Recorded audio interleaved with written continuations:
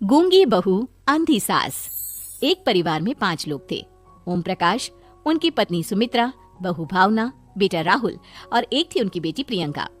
वैसे तो ओम प्रकाश और सुमित्रा के घर में सब कुछ ठीक ठाक था, लेकिन सुमित्रा की एक आदत थी। घर में कुछ भी गलत या सही हो तो वो किसी से कुछ नहीं कहती। और भावना स्वभाव की इतनी सीधी सादी थी कि अगर कोई उसके साथ गलत भी करता तो भी वो उसे कुछ नहीं कह पाती। इसी के चलते प्रियंका और राहुल घर में मनमानी चलाते रहते, क्योंकि घर को संभालने वाली औरतें इस तरह से रहती थी जैसे वो गूंगी और अंधी हो। माँ, मैं अपनी सहेलियों के साथ पिकनिक पर जा रही हूँ ठीक है बेटा, चली जाओ। और मुझे आने में रात हो जाएगी, देर से ही आऊंगी मैं। अच्छा, कोई बात नहीं बेटा। अरे भावना, तुमको एक बार में समझ में नहीं आता क्या? नाश्ते में फिर से पराठे बना के रख दिए। कितनी बार तुमसे कहा है कि मेरे लिए ढंग का नाश्ता बनाया करो। ठीक है जी, आगे से ध्यान रखूंगी। अरे ये बहू से किस तरह से बात कर रहे हो तुम राहुल? अरे तो और क्या करूं पापा, इसको कहीं बात एक बार में समझ में ही नहीं आती। सुमित्रा, तुम अपने बेटे को समझाती क्यों नहीं? बहू से बात करने का ये क्या तरीका है? अरे जिसकी जैसी मर्जी आए करो, मुझे क्या। भावना बेटा, तुम भी तो कभी कुछ कहा करो। इस तरह क्यों सबकी बातें सुनती रहती हो? कोई बात नहीं पापा जी, सब ठीक है। रात को काफी देर तक प्रियंका घर नहीं आती और जब वापस लौट कर आती है तो एक लड़की के साथ बाइक पर बैठकर सुमित्रा और भावना दोनों ही प्रियंका को लड़की के साथ देख लेते हैं। आज तो जोर से डांट पड़ने वाली है, लेकिन मैं डर क्यों रही हूँ? माँ तो सब कुछ देखकर भी अंधी बनी रहती है। और रही बात भाभी की, वो किसी को कुछ नहीं बताने वाली। कहने को भगवान ने आवाज दी है, लेकिन गूंगी है गूंगी। अरे प्रियंका बेटा, इतनी रात को कॉलेज से लौट कर आ रही हो, कहाँ गई थी तुम? पापा, वो सहेली के घर पर थी, पढ़ाई करने के लिए रुक गई थी। अच्छा ठीक है, जाओ अपने कमरे में जाओ और सो जाओ।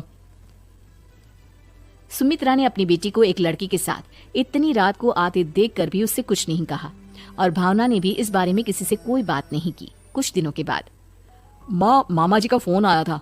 उन्होंने प्रियंका के लिए कोई रिश्ता ढूंढा है। लड़के वाले उसे देखने आ रहे हैं। अरे मुझे नहीं करनी शादीवादी, किसी लड़की को बुलाने की कोई जरूरत नहीं है। ये तुम क्या कर रही हो प्रियंका बेटा? तुम्हारी शादी की उम्र हो चली है और तुम्हारे मामा जी ने बहुत अच्छा रिश्ता बताया है। पापा, अब जिद क्यों कर रहे हैं? और आप क्यों मेरी मर्जी के खिलाफ शादी कराना चाहते हैं? अरे माँ, इसको समझाइए ना। आपकी बेटी, आप तो बस चुपचाप सब कुछ होते हुए भी देखती रहती हैं। अरे तो क्या कहूँ, और मेरे कहने से क्या हो जाएगा? वैसे भी गलत क्या हो रहा है, सब कुछ सही तो है। भावना बहू, देखो तो प्रियंका हमारी बात नहीं समझेगी, लेकिन वो तुम्हारी हम उम्र है। क्या पता तुम्हारे कहने से उसे कुछ समझ में आ जाए। नहीं पापा जी, मेरे कहने से कुछ नहीं होगा। मैं प्रियंका को कैसे समझा सकती हूँ? वो ननद है मेरी, कहीं मेरी किसी बात का बुरा मान गई तो?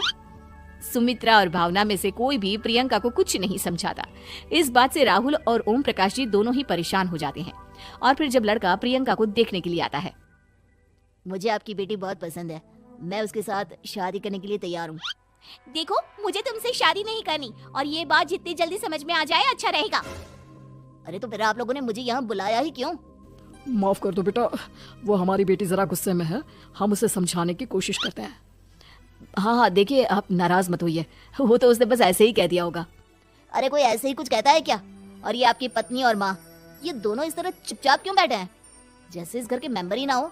आपके घर में सब कुछ ठीक तो है ना? अरे सब कुछ ठीक है बेटा। सुमित्रा, समझाओ ना अपनी बेटी को। अरे क्या समझाऊं, क्या होगा समझाने से?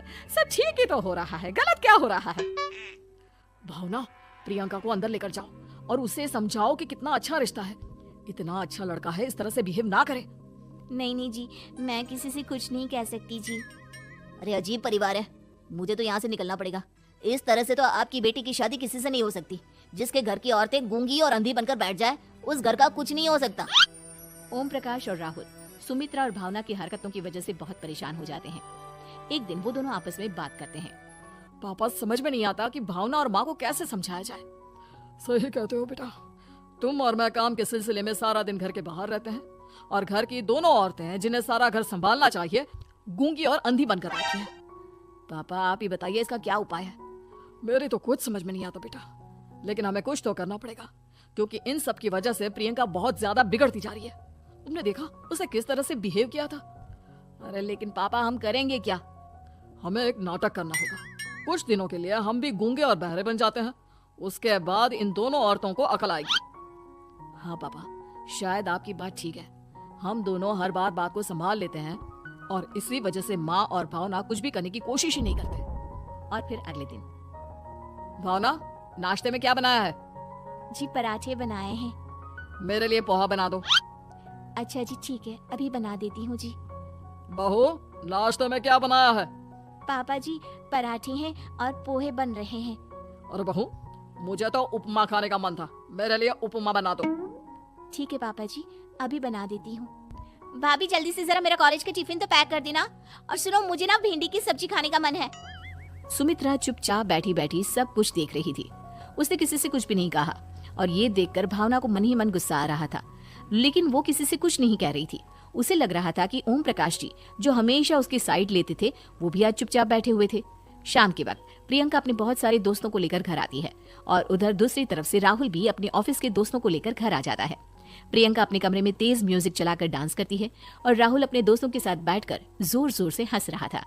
प्रियंका और राहुल मिलकर पूरे घर को अस्त व्यस्त कर देते हैं, लेकिन भावना उनसे कोई शिकायत नहीं करती और सुमित्रा जी भी चुपचाप बैठी रहती है। लेकिन भावना और सुमित्रा के अंदर का गुस्सा धीरे धीरे बढ़ रहा था। फिर रात को ओम प्रकाश और राहुल एक दूसरे से बातें करते हैं। पापा हमने इतना कुछ किया फिर भी भावना कुछ बोलती ही नहीं और माँ भी कुछ गलत करने से किसी को रोकती ही नहीं। तुम चिंता मत करो बेटा, इन दोनों के अंदर का गुस्सा भर रहा है और बहुत जल्दी बाहर आने वाला है। अगले दिन, अरे बहू ये कपड़े धुले हैं या गंदे हैं? पापा जी कपड़े तो मैंने धोकर ही आपकी अलमारी में रखे थे। मुझे तो साफ नहीं लग रहा है, एक बार और धो देना।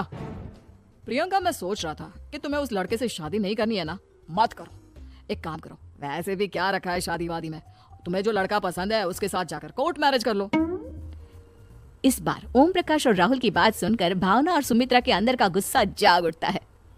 मैं किसी से कुछ कहती नहीं जी, इसका मतलब ये है कि आप लोग मुझे परेशान करते ही रहेंगे। कल 4 बार मुझसे नाश्ता बनवाया, आज पापा जी मुझसे धुले हुए कपड़ों को बार बार धुलवा रहे हैं। अरे मैं इंसान हूँ जी, कोई मशीन नहीं हूँ।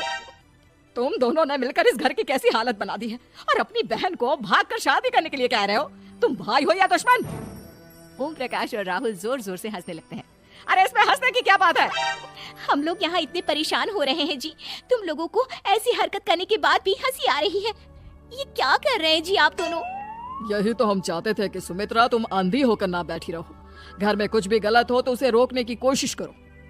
और भावना तुम अपने साथ हो रहे गलत व्यवहार पर भी कभी मुंह नहीं खोलती, ये सही बात नहीं है। मैं चाहता था कि तुम्हारी भी जुबान खुले, तुम गलत बात का विरोध करो। गूंगी बहू और अंधी सास की ये जोड़ी इस घर में अब नहीं चलेगी।